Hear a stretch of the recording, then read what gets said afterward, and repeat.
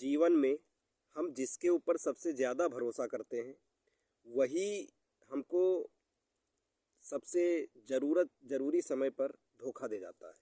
नमस्कार, मैं हूँ विश्वजीत अवस्थी। एक छोटी सी कहानी के माध्यम से आप लोगों को ये बताऊंगा कि कौन हमारा साथी होता है, कब होता है। हम जिसके ऊपर सबसे ज़्यादा भरोसा करते हैं वो हमको हमारे सबसे जब ज़्यादा ज़रूरत होती है वो हमारा साथ छोड़ देता है। ये कहानी है एक मास्टर और मास्टरनी की। एक मास्टर जी एक गांव में पढ़ाते हैं। वो कई वर्षों से पढ़ाते हुए अपना जीवन व्यतीत कर देते हैं। जब उनका बुढ़ापा आता है तो उनकी धर्मपत्नी जी की तबीयत खराब हो जाती है। गांव वाले कहते हैं कि जाओ शहर में अच्छे डॉक्टर को दिखाओ, तब ये जाकर सही होंगी। गांव में आसपास के हॉस्पिटल में ये सही नहीं होंगी।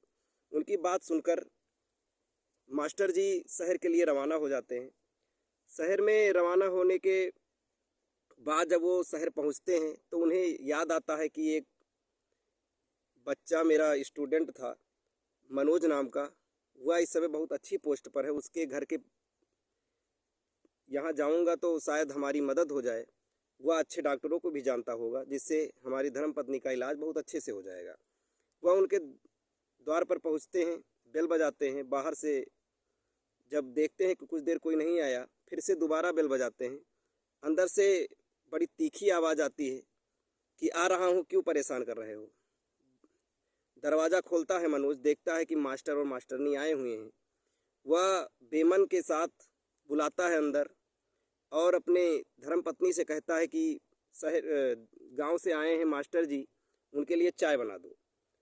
उनकी पत्नी तिलमिलाती हुई जाती हैं चाय बनाने के लिए। फिर उनकी एक छोटी सी बच्ची होती है। वह देखती है कि उनके दादा और दादी की उम्र के लोग आए हुए हैं तो वह उनके साथ जाकर खेलने लगती है। इस बात को देखते हुए उनकी धर्मपत्नी और तिलमिला जाती है। मनोज जाता है चाय लेने के लिए अंदर। तब वह अपने पति मनोज से कहती है कि देखो, तुम लोग ऐसे ऐसे वैसे को मत बुलाया करो। अभी हमारी फ्रेंड्स आने वाली हैं, वो क्या सोचेंगी कि कहाँ कहाँ के लोग इनके घर आते जाते रहते हैं। वह मनोज कहता है कि हमने बुलाया थोड़ी था, मैंने केवल जब गांव गया था तो ये कहा था कि जब कभी कोई ज़रूरत हो तो आ जाना। कौन क्या जानता था कि ऐसे मुंह उठाकर चले आएंगे। ये बात मास्टर जी सुन लेते हैं। फिर मनोज कुछ देर बाद चाय लेकर जब बाहर निकलता है, बरामदे में आता है तो देखता है कि वो नहीं है। मास्टर जी और मास्टरनी जी चले जाते हैं। फिर जब वो दोनों अनजान शहर में अनजान राहों पर धीरे धीरे हॉस्पिटल ढूंढते हुए पहुंचते हैं। एक अस्पताल, बड़ी सी अस्पताल में जाते हैं। जब ये पता लगाते हैं कि जो मर्ज है मास्टरनी को, वो कहाँ पे दिखाया जाएगा, किस डॉक्टर को दिखाया जाएगा, यही सब देखते देखते एक बच्चा आता है, उनके पैर छूता है और कहता है कि मास्टर जी आप कैसे हैं, यहाँ कैसे आना हुआ, क्या दिक्कत है।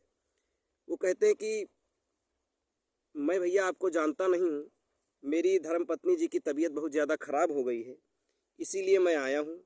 आपसे विनम्र निवेदन है कि एक अच्छे डॉक्टर को हमारी धर्मपत्नी को दिखा दीजिए जिससे इनका इलाज हो जाए। वह कहता है कि मास्टर जी हमको आप जान नहीं पाए। मास्टर जी कहते हैं नहीं, चेहरा तो थोड़ा थोड़ा याद आ रहा है लेकिन सही से नहीं पता कि आप कौन हैं।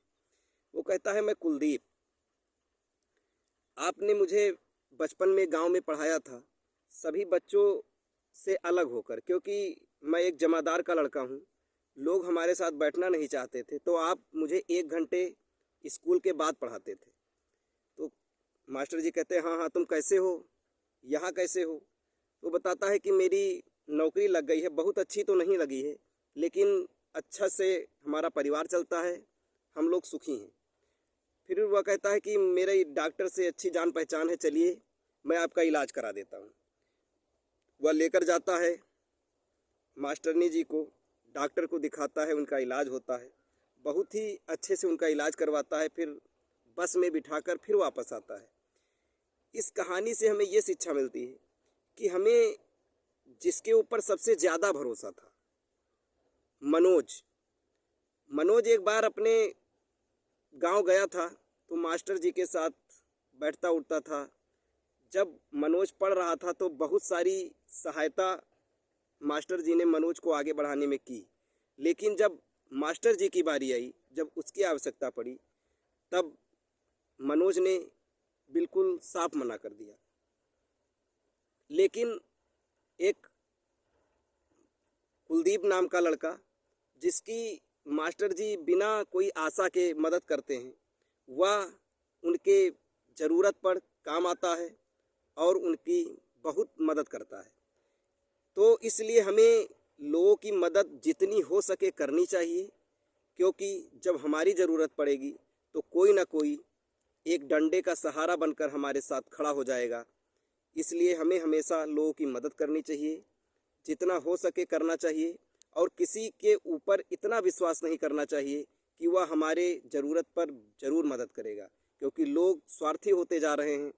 केवल अपना काम निकालने के लिए आपसे मित्रता करेंगे, फिर जैसे उनका काम निकल जाएगा वो आपसे रास्ता बदल लेंगे। इसलिए हमेशा अपने ऊपर भरोसा रखें, कार्य करें, लोगों की मदद करें। जय हिंद, जय भारत।